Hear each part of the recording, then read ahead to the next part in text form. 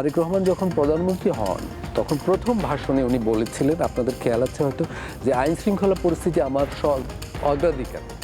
কিন্তু দেখুন আজকে সারা দেশে কি অবস্থা। এই সরকারটা এসেছে ৮০০ মানুষের শহীদ হওয়ার পর। তার মানে এই সরকারের কাছে গণ অভ্যুত্থানের বিপুল প্রত্যাশা। উনি যখন আসছিলেন এসে বললেন যে ওনার একটা পরিকল্পনা আছে, আর ৬ মাস যখন পূর্তি হচ্ছে তখন উনি পরিকল্পনা চাচ্ছেন বিরোধী দলের কাছে। ৬ মাস পূর্তির সময় আমরা দেখছি সারা দেশে প্রচণ্ড জ্বালানির সংকট, গ্যাসের সংকট, ব্যবসা প্রতিষ্ঠানগুলো সংকুচিত হয়ে যাচ্ছে, অনেক কারখানা বন্ধ হয়ে যাচ্ছে। প্রধানমন্ত্রী মহোদয়কে সবচেয়ে সঠিকভাবে সিদ্ধান্ত নিয়ে এবং আমার মনে হয় তার একটা সেল গঠন করতে হবে। বিভিন্ন দপ্তর অধিদপ্তরে বর্তমানে যেভাবে বিএনপি তার লোকজনকে বসাচ্ছে, এখানে একটা যে সমস্যা হচ্ছে, সবাই মিলে যদি সঠিকভাবে সুন্দরভাবে পরিকল্পনা সহকারে কাজ করতে পারে তাহলে আপাতত যে সমস্যাগুলি আমরা দেখতেছি এগুলি ট্যাকেল করা আমার মনে হয় কঠিন হবে না।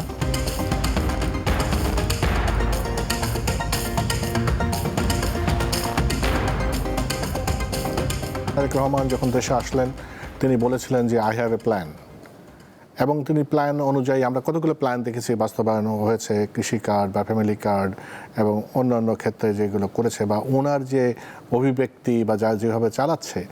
আপনি লেখক গবেষক হিসেবে প্রথম আসলে তার এই ৬ মাসের জনগণের যে প্রত্যাশার কতটুকু তিনি কাছে যেতে পারলেন?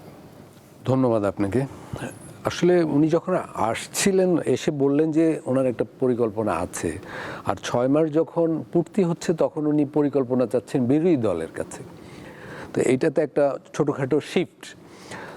মানুষ অবশ্য উভয়ের কাছেই পরিকল্পনা চায়। পার্লামেন্টারি গণতন্ত্রে সরকার বিরোধী দল মিলেই আসলে দেশ চালায়। পজিটিভ কি কি ঘটেছে সেটা দিয়ে শুরু করি। দেখুন, উনি এসে মন্ত্রী এমপিদের করমুক্ত গাড়ি, প্লট এগুলা বাতিল করলেন বা বাতিল করার উদ্যোগ নিলেন, সফল হলেন। কৃষকদের জন্য কিছু কার্ডের কথা উনি বললেন, ফ্যামিলি কার্ডের কথা বললেন।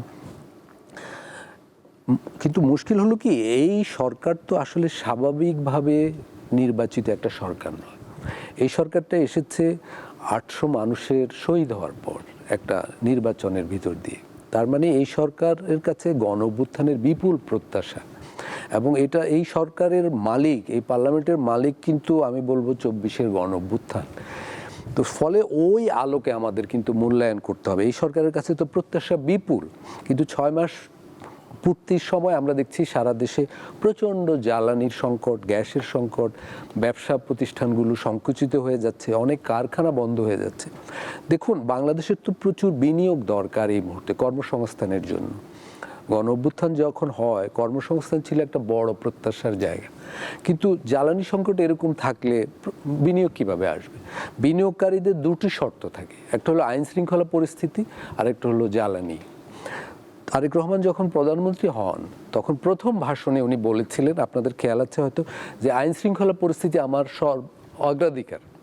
কিন্তু দেখুন আজকে সারা দেশে কি অবস্থা। খুলনা, চট্টগ্রাম ইত্যাদি জায়গায় এবং ঢাকায়, আমি চাঁদাবাজির কথা বলছি না, খুন ব্যাপক, এবং সোশ্যাল মিডিয়ায় তো প্রতিদিন এগুলো আসছে, সেগুলোই কিন্তু প্রত্যাশিত সফলতা কিন্তু আসেনি। এর ফলে হয়েছে কি, বিনিয়োগ কম হলে যেটা হয়, রেভিনিউ কম হবে, কর্মসংস্থানও কম হবে, রাজস্ব কম আসবে। রাজস্ব কম আসা মানে কিন্তু উন্নয়ন খাতেও বরাদ্দ কম হবে। মানে আমরা একটা দুষ্ট গ্রিড লকে পড়ে যাব, একটা দুষ্ট চক্রে পড়ে যাব। এই ব্যাপারটা কিন্তু বাস্তবে ঘটছে। দ্বিতীয়ত যেটা আমরা দেখেছি, দেখুন, একটা নির্বাচিত সরকার আসলে, এটা তো দলীয় সরকারও বটে, তারা তাদের দলের লোকজন বিভিন্ন জায়গায় বসাবে, দক্ষ লোকদের দায়িত্ব দিবে, সেটা ঠিকই আছে। কিন্তু বিভিন্ন দপ্তর অধিদপ্তরে বর্তমানে যেভাবে বিএনপি তার লোকজনকে বসাচ্ছে, এখানে একটা যে সমস্যা হচ্ছে, সমস্যাটা কোথায়? উনি হয়তো একজন যুব দলের খুব ভালো সংগঠক, জেল জুলুমের শিকার হয়েছেন। এখন ওনাকে যদি জুট কর্পোরেশনের চেয়ারম্যান করা হয়, তাহলে সমস্যা যেটা হয়, জুট কর্পোরেশনের যে দক্ষতার ক্ষেত্রে, পরিচালনা করার ক্ষেত্রে একটা সন্দেহ তৈরি হয়। কারণ টেক্সটাইল তো একটা বিশেষায়িত খাত। অনেক রাজনীতিক ভালো সংগঠক তেগি সংগঠক, ওনাকে দেওয়া হচ্ছে নৌ পরিবহন মন্ত্রণালয়ের চেয়ারম্যানের দায়িত্বে, তাঁত বোর্ডের চেয়ারম্যানের দায়িত্বে। বাংলাদেশে আপনি জানেন সরকার তো দাঁড়িয়ে আছে 58টা মন্ত্রণালয়ের উপর, আর 58টা মন্ত্রণালয় দাঁড়িয়ে আছে 300 থেকে 400 অধিদপ্তর পরিদপ্তরের উপর। ফলে ওই দপ্তরগুলোর পারফরমেন্সের উপরই কিন্তু 6 মাস, 1 বছর, 5 বছর পরে সরকারের মূল্যায়ন হবে। এখন আপনি দপ্তরগুলো যদি এই ধরনের দপ্তরের যে দিক, কাজের ক্ষেত্র, সেই ক্ষেত্রের সাথে সম্পূর্ণ অসামঞ্জস্যপূর্ণ একজনকে দায়িত্ব দেন, মনে করেন আমি পড়াশোনা করেছি এক বিষয়ে, আমাকে যদি সম্পূর্ণ বিপরীত মেরুর একটা বিষয় পরিচালনার দায়িত্ব দেওয়া হয়, তাইলে ওই প্রতিষ্ঠানে একটা সংকট তৈরি হয়। আমি বলবো এগুলা ভুল হচ্ছে। এই মানে দলীয় লোকদের অবশ্যই বিভিন্ন দায়িত্ব দিবেন, কিন্তু সেখানে ওই প্রতিষ্ঠানের সাথে ওই ব্যক্তির দক্ষতার কোনো সংযোগ আছে কিনা, সামঞ্জস্য আছে কিনা, এইটা না দেখা হলে সরকারের কিন্তু এখন হয়তো 6 মাস, 2-3 বছর পরে তো সিরিয়াসলি মূল্যায়ন হবে। এখন হয়তো বলছেন আপনারা যে 6 মাস মানে একটা সরকারের 1/10 এখনো পুরোপুরি সিরিয়াস মূল্যায়নের অডিট করার সময় হয়নি, কিন্তু ওই যখন 2 বছর পরে, 3 বছর পরে অডিট করা হবে, তখন কিন্তু এই প্রসঙ্গগুলো আসবে। আরেকটা ব্যাপার দেখুন, 6 মাস হলেও 6 মাসে তো কিছু লক্ষণ স্পষ্ট হয়ে ওঠে। যেমন আমি বললাম যে গণ অভ্যুত্থানের কিছু প্রত্যাশা আছে, মৌলিক সংস্কারের ব্যাপার আছে। সরকার সম্প্রতি একদম 6 মাসের শেষের দিকে 2টো বিষয়ে সংস্কারে হাত দিয়েছে। একটা হলো গুম প্রতিরোধ আইন, আরেকটা হলো মানবাধিকার কমিশন। এই দুটো কিন্তু গুরুত্বপূর্ণ প্রসঙ্গ ছিল গণ অভ্যুত্থানের সময়। বিগত 15 বছর বিএনপি কর্মীরাই কিন্তু গুমের শিকার হয়েছে বেশি, মানবাধিকার লঙ্ঘনের শিকার হয়েছে তারাও বেশি। ফলে তাদেরই তো একটা বড় চাওয়া উচিত যে এই দুটোই এমন ব্যবস্থা হোক যাতে ভবিষ্যতে এইসব ক্ষেত্রে বাংলাদেশ ভালো অবস্থায় যায়। গুম প্রতিরোধ আইনে আমরা দেখলাম যে গুমের তদন্তের দায়িত্ব দেওয়া হলো পুলিশ কর্মকর্তাকে। তো গুম হয়তো বিভিন্ন বাহিনীর ঊর্ধ্বতন কর্তৃপক্ষ দ্বারা, একজন সাধারণ পুলিশ কর্মকর্তা কি তাদের বিরুদ্ধে তদন্ত করবেন? বোঝা যাচ্ছে কি ঘটবে। মানবাধিকার কমিশন দেখুন, আগে মানবাধিকার কমিশনের বিভিন্ন গত 15-20 বছর ধরে দাবি ছিল এটা যেন একটা স্বাধীন কমিশন হয়, এটা সবার জন্যই আসলে লাভজনক হতো। কিন্তু সরকার মানবাধিকার কমিশনের চেয়ারম্যান এবং সদস্য বাছাইয়ের জন্য বাছাই কমিটির যে বিধান করেছে 8 সদস্য বিশিষ্ট, তার 7 জনই হলো সরকারের লোক থাকবে। তাহলে সেখানে সরকারের পছন্দের মানুষটাই আসবেন চেয়ারম্যান এবং কমিশনের সদস্য হিসাবে। এর ফলে মানবাধিকার কমিশনও একটা নতজানু প্রতিষ্ঠান হয়ে থাকবে। ফলে আমরা ভবিষ্যৎটা কিন্তু আশাব্যঞ্জক দেখতে পাচ্ছি না। অর্জনের পাশাপাশি কতগুলো বিষয় আছে যেগুলো আরেকটু নজর দেওয়া দরকার বা চ্যালেঞ্জ আছে। কোথায় কোথায় ঘাটতি দেখেন বা একটু নজর দেওয়া দরকার? আসলে আমাদের মতো দেশগুলোতে সাধারণত চ্যালেঞ্জ থাকবে। যখন এই সমস্যার সমাধান করতে যাবে তখন দেখা যাবে আরেকটা সমস্যা এসে পড়ে। সেই ক্ষেত্রে তো একটার পর একটা আমরা দেখতেছি আসে, এবং নিয়ম হচ্ছে জাস্ট তার প্রাইম মিনিস্টার এবং তার যে ক্যাবিনেট, এবং এটি একটি টিমওয়ার্ক, তো সবাই মিলে যদি সঠিকভাবে সুন্দরভাবে পরিকল্পনা সহকারে কাজ করতে পারে, তাহলে আপাতত যে সমস্যাগুলি আমরা দেখতেছি এগুলি ট্যাকেল করা আমার মনে হয় কঠিন হবে না।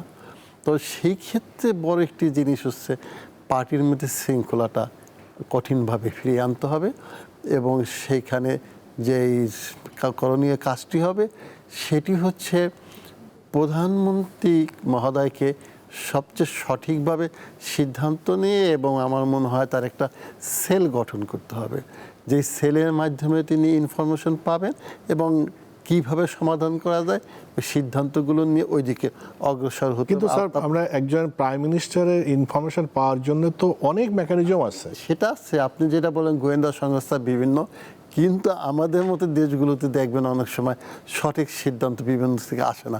আপনাকে আমি উদাহরণ দিয়ে বলি, যেমন করে আমি অভ্যুত্থানের সময় আমরা দেখব হাসিনা বাবা যেটা শেষ মুহূর্ত পর্যন্ত আশাবাদী ছিল, কিন্তু আমরা কি দেখি তার গোয়েন্দা সংস্থার রিপোর্ট কি সঠিকভাবে এইভাবে এসেছে?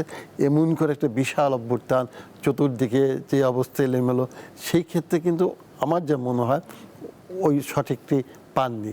এবং আমি এই জন্য প্রশ্নটি উত্থাপন করতেছি যে প্রাইম মিনিস্টারের আকাঙ্ক্ষা কিন্তু উঁচু আকাঙ্ক্ষা, এবং তিনি এই দেশটাকে সুন্দরভাবে গড়ে তুলতে চাচ্ছেন, এবং সেজন্য তিনি বলছেন আই হ্যাভ এ প্ল্যান।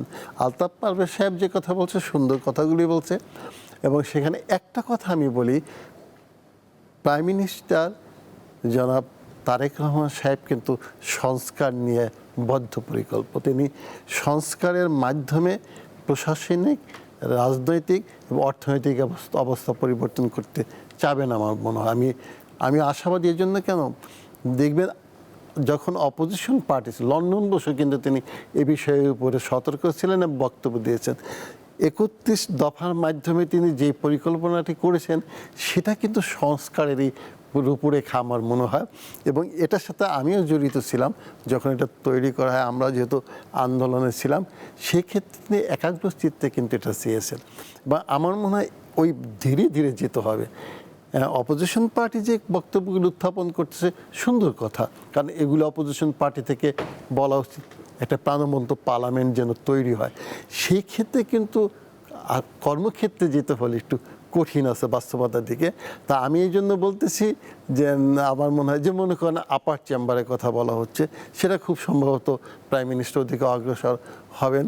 এবং আপনি মনে করতেছেন যে বিষয়ের উপরে আমরা বিশেষ করে চিন্তা ভাবনা করতেছি, যে মানে একটি সেক্টর যেটা আমি কয়েকদিন আগে জানলাম, গ্রামীণ অর্থনীতিকে তিনি সচল করার জন্য কিছুদিন আমি যেটা শুনতে পেলাম, ব্যাংক থেকে একজন আমাকে ফোনও করেছে, যেমন মনে করি একজনের 5 লক্ষ টাকা লোন নিয়েছে, সে তার টাকা হয়েছে 20-25 লক্ষ। সেখানে কিন্তু একটা পদক্ষেপ গ্রহণ করেছেন যে এই গরিব কৃষক তারা যেন সচল থাকতে পারে, ওই সুদটাকে মাফ করে দেওয়ার একটা পরিকল্পনা। এটা আমি কিন্তু বারবার টকশোতে সহ আমি ইউনূস সাহেবকে বলছিলাম, এটা একটা বিরাট পদক্ষেপ। আমি গার্মেন্টস শ্রমিক বা গার্মেন্টসের মালিকদের আপনি ভর্তুকি দিয়ে হাজার হাজার কোটি টাকা, অথচ আমার কৃষক যারা প্রাণ এই আমার দেশের ইকোনমির দিকে, তাদের দিকে আমি বেশি তাকাচ্ছি না। তো এই পদক্ষেপগুলিকে আমি বলবো প্রধানমন্ত্রী জনাব তারেক রহমান সাহেব সঠিক পদক্ষেপ নিয়েছেন। কারণ প্রিন্সিপাল মিনস অফ প্রোডাকশনে যদি আমি না যাই, তাহলে তো আমি ডেভেলপ করতে পারবো না। ফ্যামিলি কার্ড, কৃষক কার্ডে তিনি গিয়েছেন, এটা হবে কি জাস্ট কৃষকের হাতে যেমন যখন টাকাটা থাকে না, যে অল্প টাকা, ওই টাকাটা আসলে কিন্তু বিশেষ উপকার হবে। এটা আমরা দেখছি আমাদের প্রতিবেশী রাষ্ট্র কিন্তু দেখবো, বিভিন্ন অনেক সময় দেখব পশ্চিমবঙ্গের কথাও যদি তুলে ধরি, দেখবো লক্ষ্মী ভাণ্ডার, বিভিন্ন ভাণ্ডার করে কিন্তু একটা ডেভেলপমেন্টের চাকাটাকে চালু রেখেছিল। সেই ক্ষেত্রে আমার মনে হয় গ্রামীণ অর্থনীতির জন্য তিনি যে পদক্ষেপ নিয়েছেন, গুড ডিসিশন।